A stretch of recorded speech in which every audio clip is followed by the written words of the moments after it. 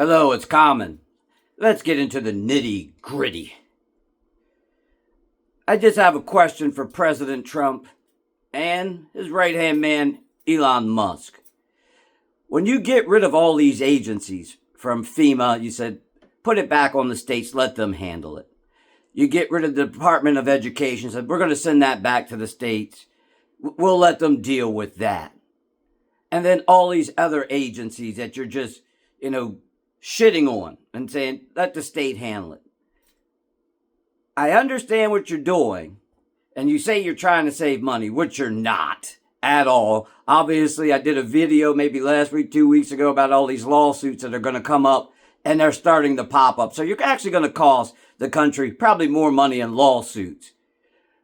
But if you want to get rid of all these agencies and throw everything back on the states, why do we need to pay a federal tax? I don't understand that. If you want the states to handle everything, just send it back. Oh, they need food stamps. Send it to the states. Okay, then why am I paying a federal tax? Out of my check, the biggest amount of money comes from the feds. Then you got the state, then you got city tax. Why shouldn't my state tax be a little bit more and you guys get little to none? Because you do want to get rid of these agencies. You want to cut parts of the military out. Okay, I got you. But why do I need to pay more money into this system and then there's less services for the people? Make that make sense. The math doesn't math. If you want to get rid of the agencies, guess what? Let's get rid of the federal income tax altogether. Now, I've heard you say that, but you said you want to do it through tariffs, which is never going to work. You don't make any money off of tariffs. That's me and the other Americans here that have to pay that tariff. So the only thing is the state. I was talking to my wife about this. There's a gentleman talking about his car dealership.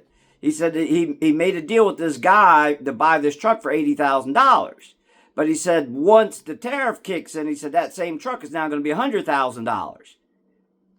That customer, if he wants that truck, is going to have to pay that $100,000. And you know what the fucked up part is? That truck's still going to depreciate. You paid $100,000 for it. 80, still going to depreciate. But you got a higher ceiling here, for it just to come down. And then the only people that are going to get the money are state taxes.